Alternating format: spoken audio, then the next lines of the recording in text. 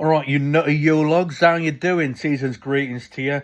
It's just Rory, the resident hardcore death metal skinhead wanker writer at Evermetal, and I thought I'd just do a little video recap of the top 10 that I've written for the Evermetal website, which you should be able to read right about now. Link might be in the review, it might be the other way around, this YouTube link might be in the review, but the TLDR is these are my 10 favourite albums of 2023. Didn't really overthink the list. There's probably a bunch of stuff that's come out since I originally compiled it that probably squeak in there. But at the end of the day, you just got to go with your gut and the stuff that you've been listening to the most, the stuff that you vibe with the most. And that's exactly what I'm going to do. So you know what? Let's crack on. Let's get into it and let's carve this Christmas turkey. So at number 10, I have Grove Street with The Path to Righteousness. Grove Street, British hardcore band. If you like Power Trip, if you like Suicidal Tendencies, if you like nasty, powerful, old school thrash, if you like disgusting beatdowns, dive bombing, sick guitar solos, and just huge, massive vocal hooks, then this is the band for you. Not the most original thing you're going to hear this year, but in terms of out and out, satisfying, just pure killer hardcore, Grove Street have got you covered. It's an album that has not left my ears for longer than a couple of days since it came out. Absolute spin kick your nan's dentures out of her face rager, if that's a good thing, which, it's not actually a good thing, but in terms of, hardcore beatdowns and stuff, it's a very good thing. At number 9, we've got Frozen Soul with Glacial Domination. Death metal band from Texas with an icy theme. I thought the first Frozen Soul album was alright. But in terms of these sort of death metal revival bands that are doing the old school sort of bolt throwery, autopsy kind of sound, I thought it was alright, nothing special. But this one, produced by Mr. Matt Heafy from Trivium and Every Metal Song Ever guest vocal, is an absolute belter from start to finish. The songwriting is so much sharper, the hooks are there, the production is crisp, but still filthy enough. The beatdowns are sluggish and nasty. The playing has moved on leaps and bounds. There's variety to it. There's cool little synthy bits connecting the songs together. And again, like the Grove Street album, it's just an absolute riot. You just stick that on and it's just heads down, slap you around the chops, headbang your face off death metal. And, in a year that's been an absolute vintage banner year for death metal, this is one I've gone back to most. There's probably going to be more cerebral choices like the Tomb Mold album and the Horrendous album and stuff. But just in terms of just big, stinky, satisfying, icy riffs with their own distinctive sort of spin, you can't beat the groovy power of Frozen Soul. Brilliant, brilliant album. At number 8 is Mr. Einar Solberg from Leprous with his solo album. I believe it's called 16, his debut solo album. If you're into Leprous, you'll know that the big focal point and one of the main sort of things that gets people into them is Einar's just absolutely incredible, mind-blowingly brilliant voice. One of the best singers in the game, really, not just in metal, just in any kind of genre. And those soaring vocals applied to different collaborations is exactly what you want from a solo album. It's got the familiarity of his voice, but transposed onto, you've even got R&B and like hip-hop sort of songs that somehow work with his glacial sort of pristine high-end vocals. You've got moody bits, you've got stuff that sounds like Agnes Obel and more sort of folky bits, and you've got epic orchestral moments as well. And it just makes me think, this guy needs to be on a Bond soundtrack or something, because that epic vocal style is something that you can pretty much put on anything. But Bond movie with Einar Solberg on, that'd be pretty dope. Next after that, we've got number 7, I guess. It's Fredlos with their self-titled album, Fredlos. Fredlos are a sort of a Swedish, mainly Swedish folk metal band, and it's one of the first truly great albums I heard this year. As some of you might know, I'm into a little bit of folk metal. Even though I'm Captain Hardcore, I don't mind a well-placed ukulele. Well, maybe not a ukulele, but a hurdy-gurdy or whatever. And Fred Loss, came out of nowhere and just produced one of the best folk metal albums I've ever heard. It's got a real rustic authenticity to it. The sort of silly fiddly-dee bits are not there. It's got a mournfulness. It's got the feeling of like being a peasant, getting whipped by your terrible landlord and thinking, you know what, lads, get around the campfire. Let's have a little revolt against all these evil fucking landlords. The peasants are going to revolt. And, you've got this melancholic, wintry feel to it. There's bits of Opeth, there's bits of Mjörka, there's bits of Wadruna.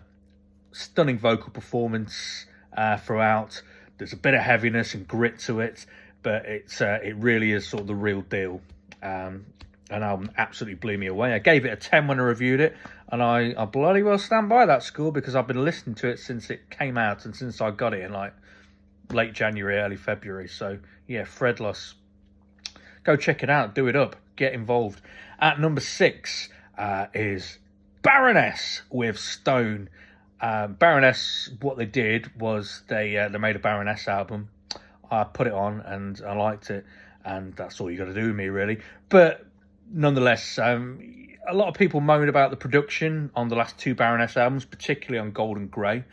And, I kind of get that. It never really bothered me. It was a stylistic choice, and they're an avant-garde sort of band that will throw you the odd curveball. And, if that's ruined your listening experience, then fair enough. But for me, it was all part of the sound design. Having said that, this album does not have any of those questionable production decisions on. It sounds beautiful, warm, analog, crisp, and there's some amazing songs on there, as you'd expect from Baroness. John and Gina's vocal harmonies still absolutely top tier, and the more conventional production style really does help bring those to the fore as well. Loads of banging riffs, some cool sort of post-punk sections, some weird spoken word sections from John Baisley. It's, just basically classic Baroness with a few extras thrown in. And at this stage of the game, that will do me absolutely fine. And, brilliant album. At number 5, and, these top 5 could easily be number 1. But then again, doesn't really matter, does it? If they're in the 10, they're all number 1. But, they're all worth checking out. But, yeah, number 5 is motherfucking Cattle Decapitation with Terrorsight. And this is probably the highest ranking extreme album in my list, I think. Yep, in a lot of ways. And with very good reason. Cattle Decapitation, they just don't miss. The hot streak they've been on for the last decade or so continues. And this is possibly their finest work. You've got the epic grandeur of Death Atlas mixed with the more sort of earthy nastiness of Monument of Inhumanity and the other one, Anthropocene Extinction. It's got all the savagery you'd want with those epic lessons they've taken. Travis Ryan is still just an absolute freak of nature. 1 minute he's Corpse Grinder, the next minute he's Gollum that's been taking opera lessons. Phenomenal choruses like Soul Nostalgia. Somehow they managed to combine absolute disgusting, inaccessible brutality with some of the biggest, craziest hooks that you've heard all year. Absolute stadium level banging hooks. They're not going to be stadium level because, they still sound just absolutely vile as a band. But just only them and a Noun of Frack I can think of that can accomplish a level of just dizzying, nauseating extremity with absolute fist in the air, double fist in beers, screaming at the top of your lungs choruses. And this is no different. And, it's all about the environment and how people are terrible and stuff, which I agree with. So definitely fits my ethos there. Number 4 is Maggot Heart with Hunger. Some of you may know the lead singer from Maggot Heart from her work in Grave Pleasures and the band The Oath, with current Lucifer singer. Can't remember names now because I've been at work and I'm tired and I've got a cold. But yeah, Maggot Heart are sort of a post-punk new wave kind of band, and that doesn't really do them justice. They have got such a cool, sleazy, nasty sound. There's real punk energy, but the songs are absolutely massive. The choruses are huge. The lead vocals are just delivered with such seductive swagger. They've brought in these menacing kind of horns that make it sound like a mid-period Nick Cave and the Bad Seeds album. Absolutely back-to-back massive songs, huge vocal hooks, and a real sense of scuzzy danger. This is one that I've just not stopped playing. And if you like this one, then go back and check out the previous couple of albums as well, because Maggot Heart so far, I've got a pretty flawless discography, and it's just crazy. Those people that came from that Beast Milk Grave Pleasures camp have gone on to produce such amazing albums. I mean, the Grave Pleasures album could easily have been in my list this year. The Hex Vessel album, again, easily in there. So what a crazy little sort of commune of it.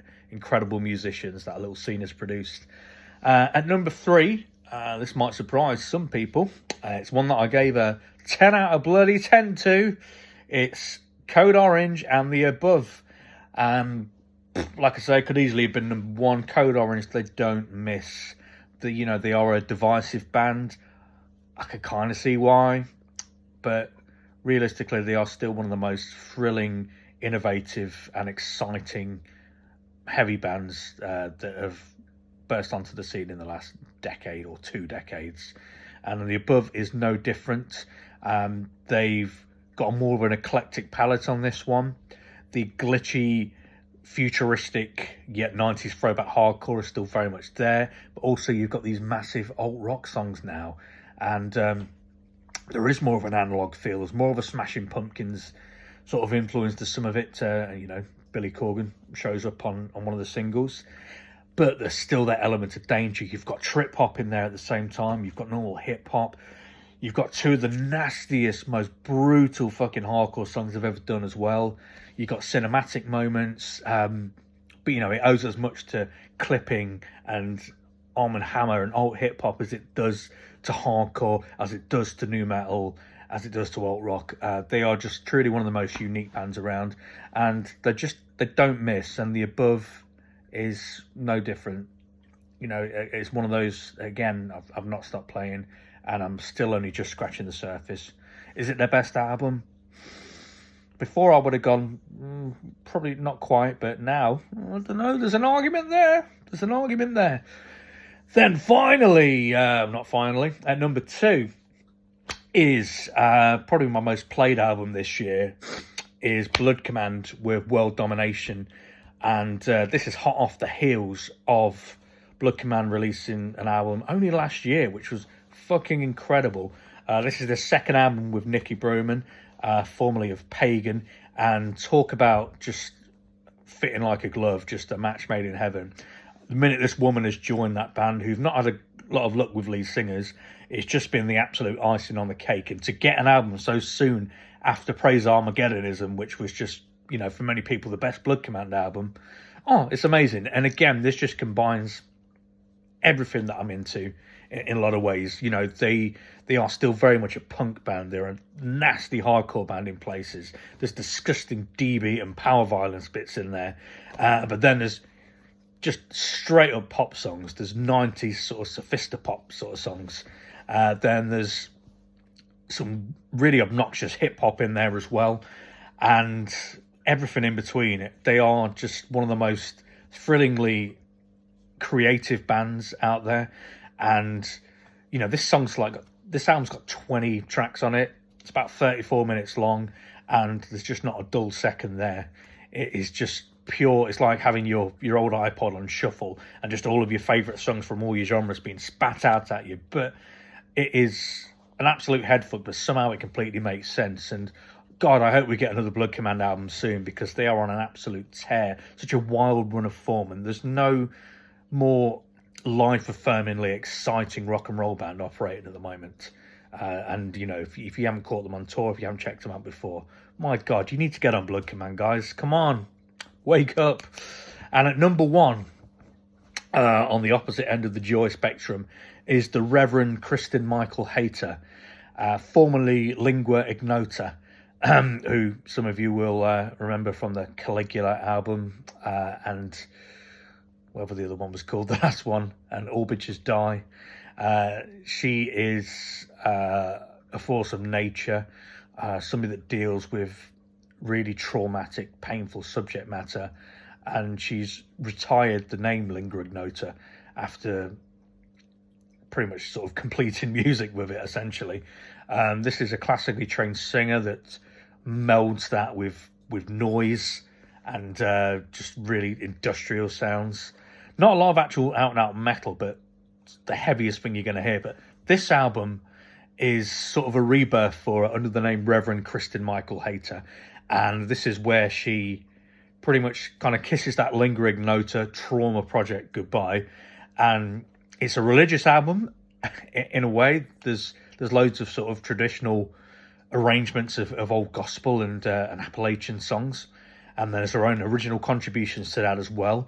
It's presented like some kind of backwoods cabin in the woods, pastors preaching all these songs to you, but at the same time, production wise, it just feels like it's haunted. The whole album feels, particularly if you've got it on vinyl as well. I remember putting it on, and then it's recorded to tape, and whatever was on that original analog tape's still on there, so it just feels like ghosts are like seeing in and out of the songs, particularly on the first song where the volume's sort of all over the place. And just her performances are so spine-tingling, they're spiritual, they're painful, they're terrifying, without the harshness of the previous album.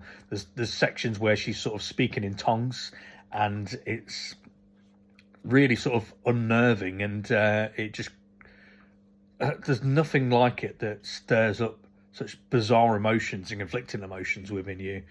But yeah, it feels like somebody is actually being exorcised right in front of you, and you feel all the demons leaving, and but there's something kind of still sinister there, even though it's not as mean as the other albums were, even though it's not as traumatic.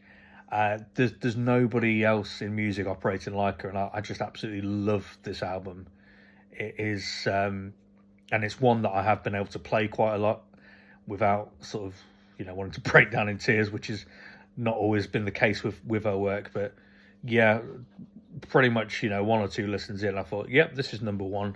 And yeah, it's well worth checking out. That's the Reverend Kristen Michael Hayter with Saved. But yeah, that's my 2023 top 10. That's been on a different day. It might be in a different order, but it's been an absolutely top draw year for music, and I'm really looking forward to 2024 again. But yeah, what your favourites been? What have you been interested in? What have you been checking out? And don't say Sleep Token. No, they're not that bad, but come on. There's better stuff. Better than a Metallica album anyway. Ugh. Anyway, yeah, you guys have a fantastic Christmas and a happy New Year. And yeah, keep checking the old reviews out. Plenty of good stuff in the pipeline coming for you on Ever Metal. But for now, laters. Peace.